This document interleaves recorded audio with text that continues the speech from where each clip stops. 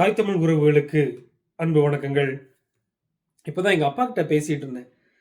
மனுஷன் அவரோட உள்ள குமுறலை கொட்டி தீர்த்துட்டாரு. எனக்கு ரொம்ப மன உளைச்சலாக போச்சு. உடனே அதை சொன்ன விஷயங்கள் அவர் மனவேதனையை ரொம்ப சிரிச்சுக்கிட்டே நிறைய விஷயங்களை சொன்னார், வேதனைப்பட்டார். அதை இன்னைக்கு இப்போ உடனே பதிவு பண்ணிடலாம் அப்படின்னு தான் உட்கார்ந்தேன். ஸ்டாலின் அங்கிள் அவர்கள்ட்ட சில கேள்விகள் கேட்கணும்.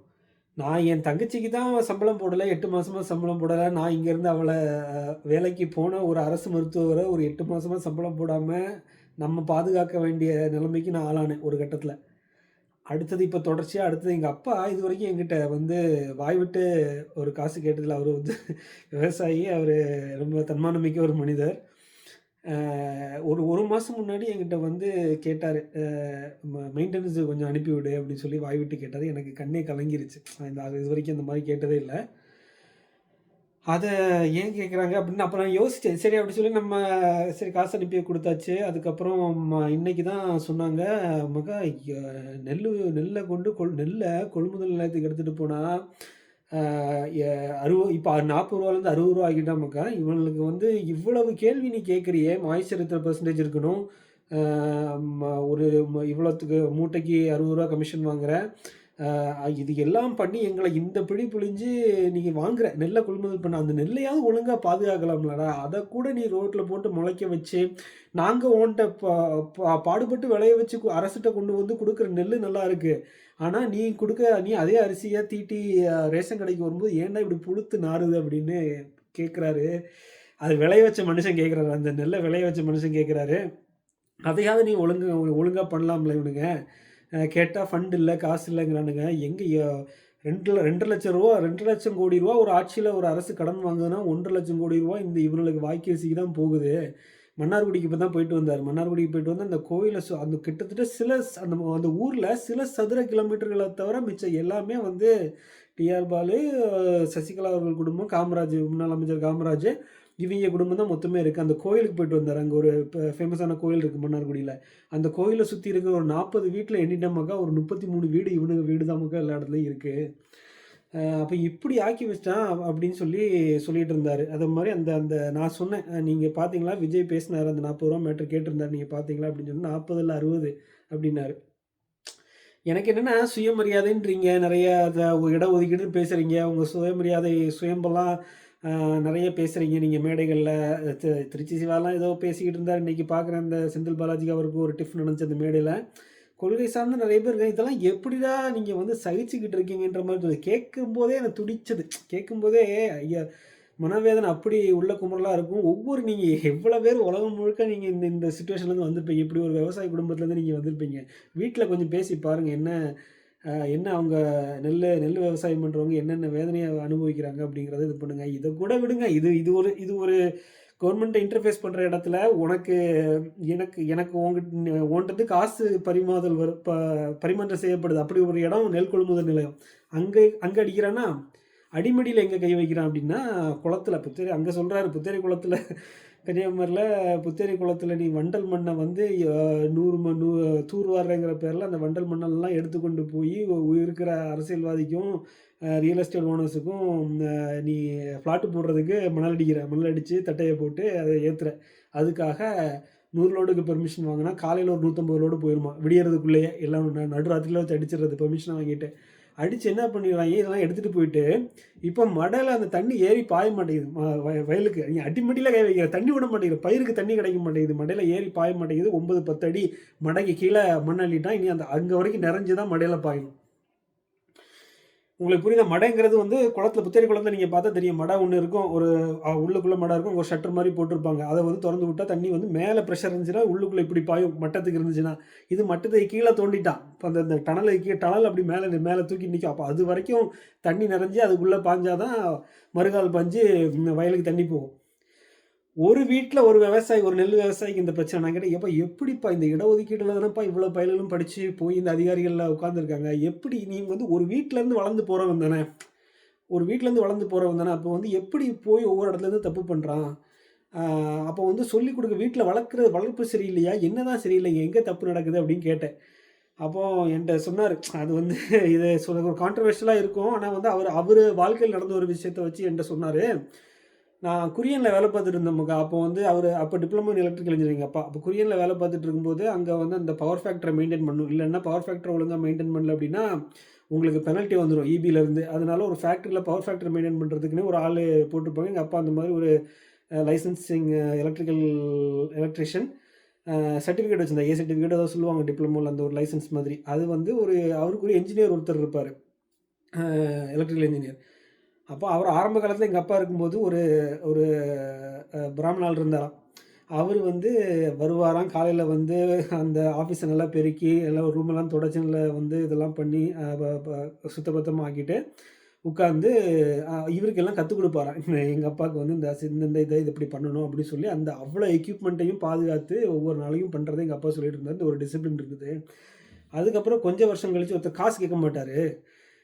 அதுக்கப்புறம் கொஞ்சம் வருஷம் கழித்து இந்த திராவிட புயல் ஆட்சியில் கொஞ்சம் பேர் உள்ளே வந்தான்.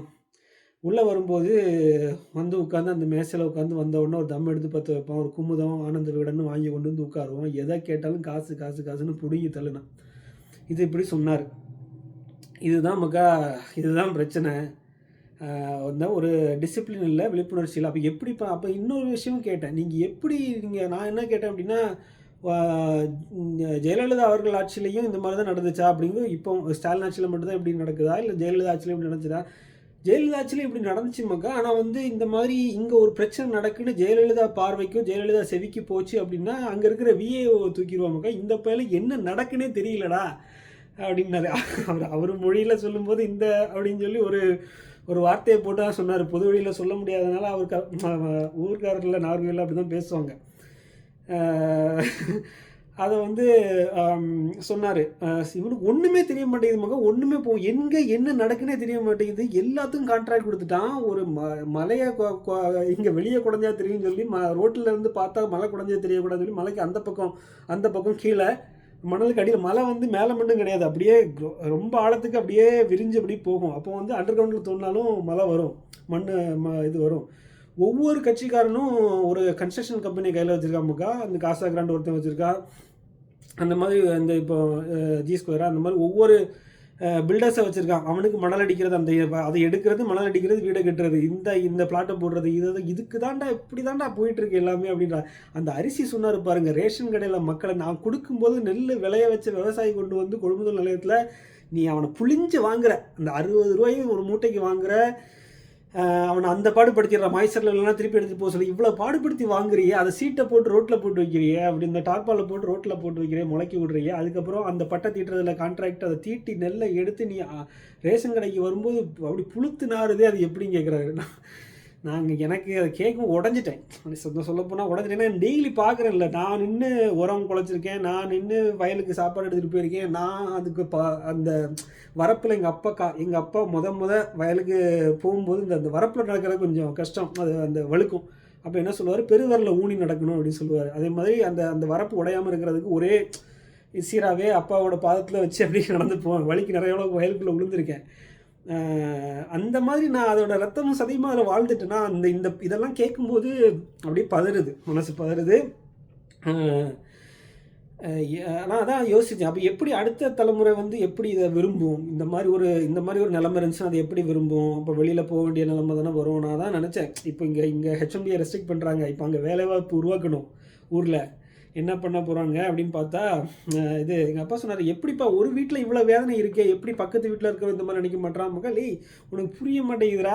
ஒரு 30 முழுக்க இந்த டிஆர் பாலு சொல்கிறான், அவர் சொன்னது எங்கள் அப்பா சொன்னது அப்படியே சொல்கிறேன், இந்த நாய்கள்கிட்ட எப்படி ஓட்டு வாங்கணும்னு எனக்கு தெரியும், டிஆர் பாலு சொல்கிறாரு. நீ அந்த ஊரில் மக்கள் அப்படி தானே வச்சுருக்கான், அவனுக்கு குடும்பத்தை தவிர மிச்சம் எல்லாவனையுமே ஒரு பெரும்பான்மையான மக்கள் அந்த ஓட்டு வாங்குற அளவுக்கு மட்டியாக தாண்டா இன்னும் வச்சுருக்கான் அப்படிங்கிற மாதிரி ஏதாவது ஒரு இடத்துல கட்டி போடுறான்டா, ஜாதியை சொல்லியோ சூடத்தை காட்டி சத்தி அடித்து வாங்கிறவங்களா. அன்னைக்கு சொல்கிறாரு, இந்த தேர்தல் திருவிழான்னு தானே சொல்கிறான், அன்னைக்கு தீயா சொல்லிட்டு நிற்பானுங்க மகா, ஒரு குவார்ட்டருக்கும் கொஞ்சம் கறிச்சோருக்கும் அப்படியே தீயா நிற்பானுங்க மகா திமுக காரங்க அப்படின்னு சொல்லி சொன்னார். அவங்களால அடிச்சிக்கவே முடியாது அந்த வேலை பார்க்க, அந்த எலெக்ஷன் அன்னைக்கு முந்தின நாள் வேலை பார்க்குறதுல அவங்களால அடிச்சிக்கவே முடியாது அப்படிங்கிற மாதிரி சொன்னார். இப்போ ஒரு 30 விழுக்காடு மக்களை காசுக்கு அப்படியே அந்த ஒரு மார்ஜினுக்கு கிடைக்கக்கூடிய அந்த 30 விழுக்காடு மக்களை காசுக்கு தான் வச்சுருக்காங்க. இது நீங்கள் பொது வழியில் பேசவே மாட்டானுங்க, எவனும் பேசவே மாட்டாங்க. என்ன குடுத்தாலும் அந்த பெரிய அளவுல இன்னைக்கு அதாவது எலக்ஷன் அனௌன்ஸ் பண்ணிட்டாங்கன்னா, காச மூவ் பண்ண விட மாட்டாங்கன்னு இப்பவே நான் கன்னியாகுமரி மாவட்டத்துக்கு ஒரு ரூ. 100,00,00,000 மேல வந்துருச்சு. யார் மூலமா வந்துச்சுன்னு சொன்னாரு. அத பொது வெளியில வேண்டாம்.